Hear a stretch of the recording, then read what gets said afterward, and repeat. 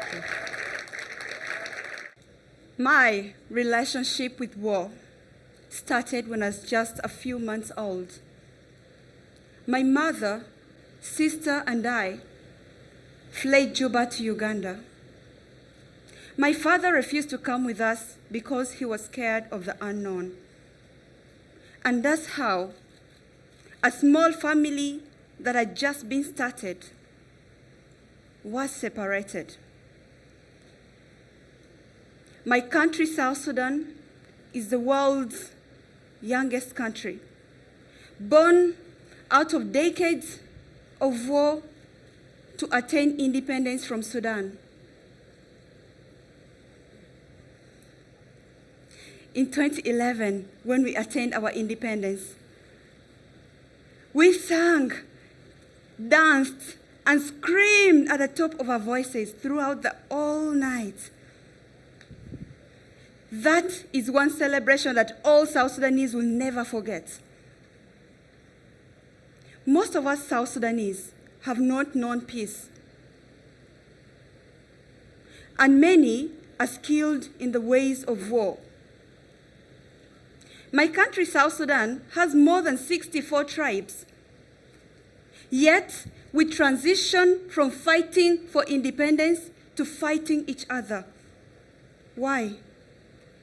Some for power, some to control land, and some, they just want to defend their way of life and their sense of dignity. They say it takes a village to raise a child. I say it will take every South Sudanese working together to change the story of South Sudan, from war and devastation to hope and peace.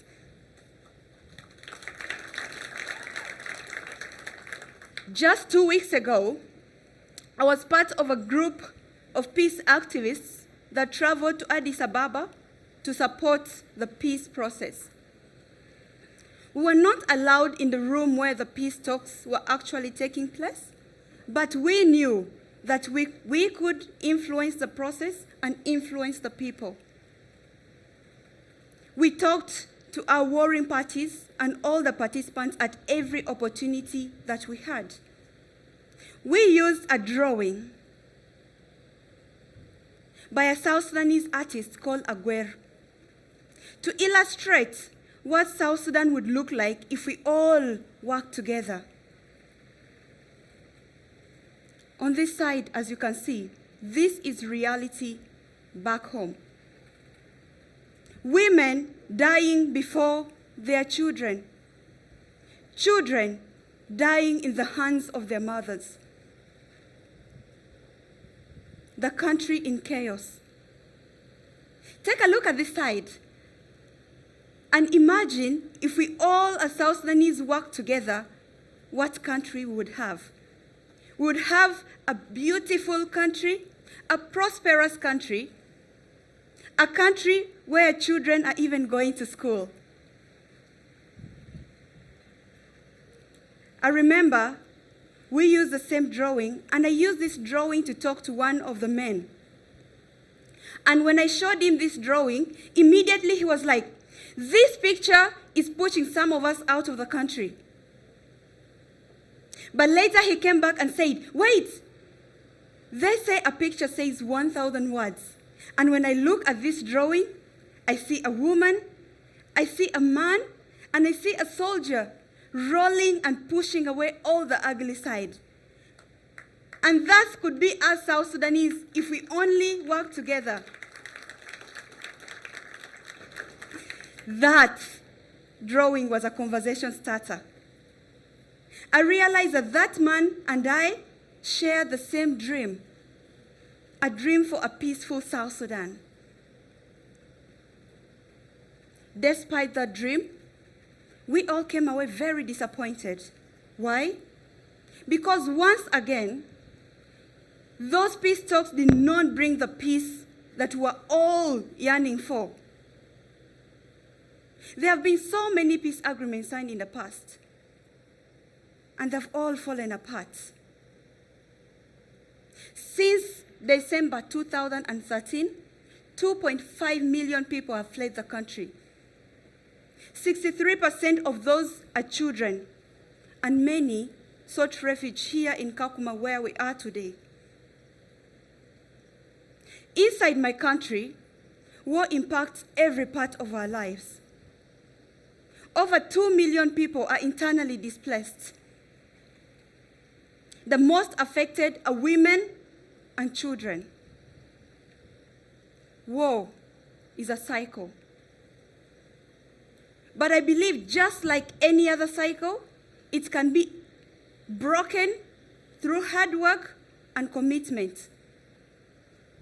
When war happens in a country, many things take place. It destroys and separates families, just like it did to mine. It destroys communities. It also devastates the country's infrastructure. Hospitals are almost non-existent. Schools are destroyed. And even though it rains almost half the year, clean water is a luxury for us, and food is scarce. What happens to the country's economy? It is completely destroyed. But despite all those horrible effects of war,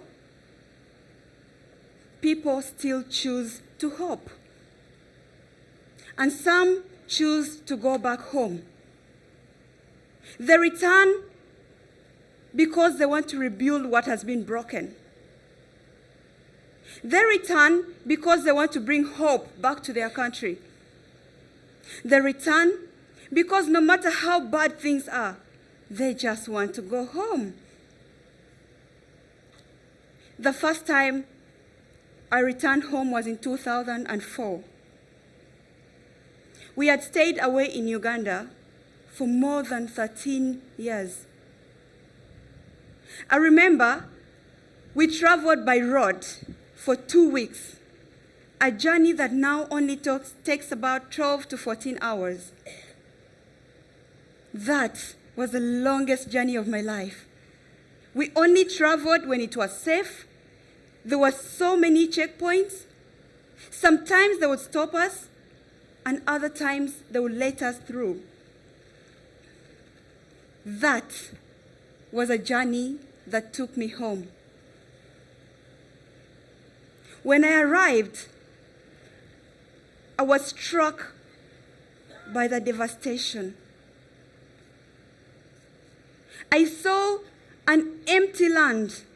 I saw a country that did not have proper infrastructure. It was very dusty and very hot.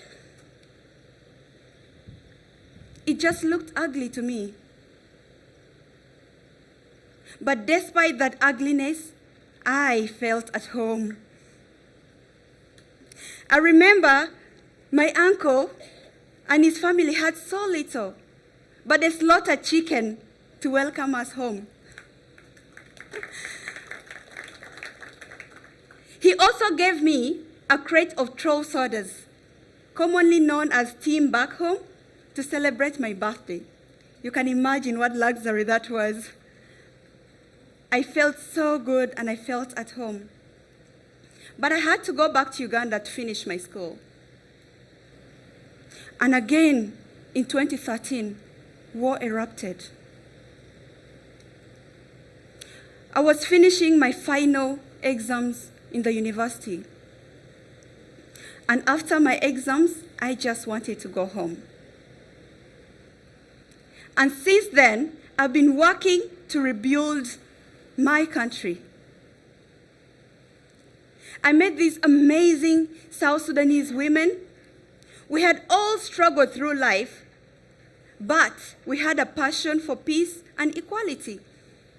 And together, we formed a women's organization called Crown the Woman South Sudan to fight for women's rights and empower young girls wherever they are, in their schools, in the displacement camps. We mentor these girls and teach them to believe in themselves.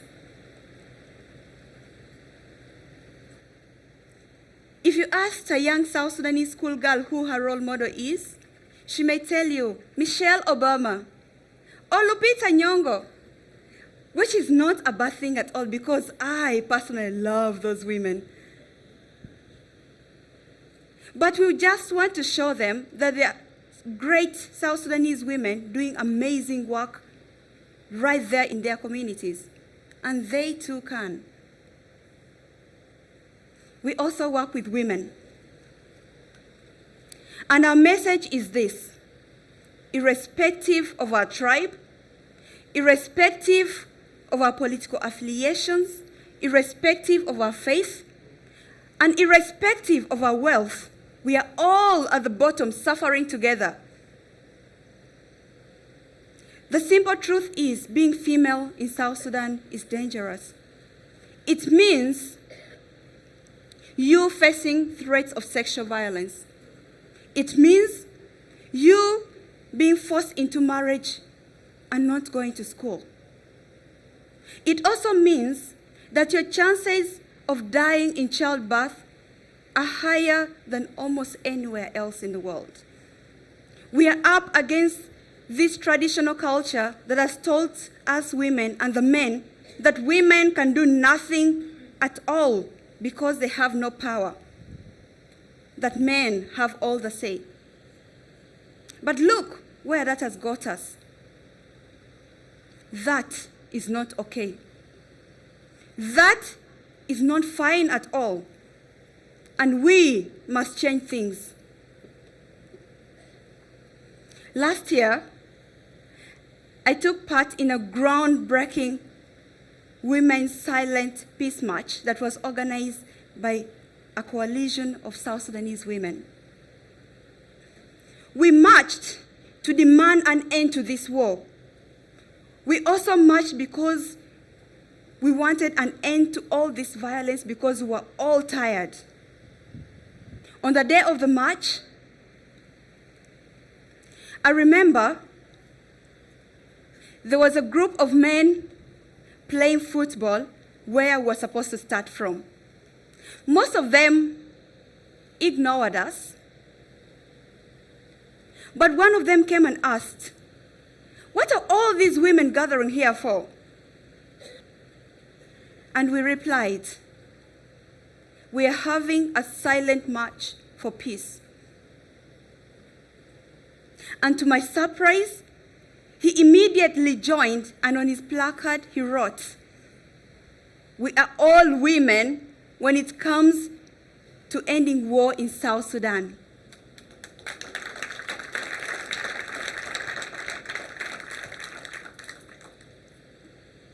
Progress is still very slow. My country, South Sudan, is still on fire. And even though Juba is relatively safe, the other parts are still under attacks. And people are still dying. My message is to our leaders that people are dying and we are tired. And this discourages me. This makes me feel like giving up sometimes.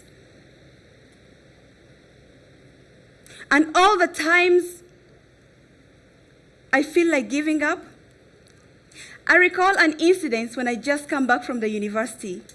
I was volunteering with this organization that helped internally displaced people as a civic education officer. Before a food distribution, I would talk to them to choose peace over war. I would tell them that we can love one another, we can forgive one another, and we can live alongside one another. I remember one of those days, an old woman who was about 80 years of age interrupted me and said, "My daughter, you are too young to talk to us about peace and peaceful coexistence. Those people have destroyed us. They have destroyed our farms. They have killed our children and husbands. And they are the reason as to why we are in this displaced camp. I was so discouraged. And I felt so bad. But somehow, I listened to my inner voice and replied, Habuba, meaning grandmother. I hear all your concerns, and I do feel your pain so deeply. But for how long will you all continue staying in this displaced camp waiting for help, homeless and hopeless? Just imagine if we all lived together in peace. We would have a country where our children would go to school and we would even sleep in comfortable beds. She was moved and replied, "You are right, my daughter.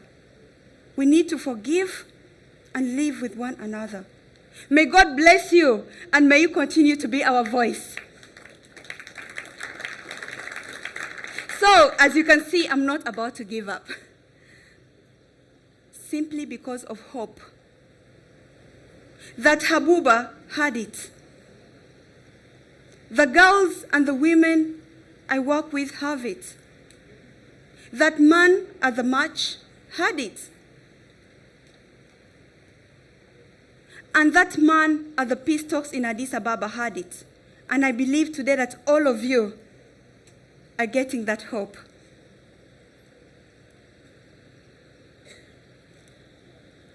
Our message is to our leaders of South Sudan, to all South Sudanese, and to the rest of the world, that we want more women at the table, not just negotiating peace, but also making decisions and developing our country.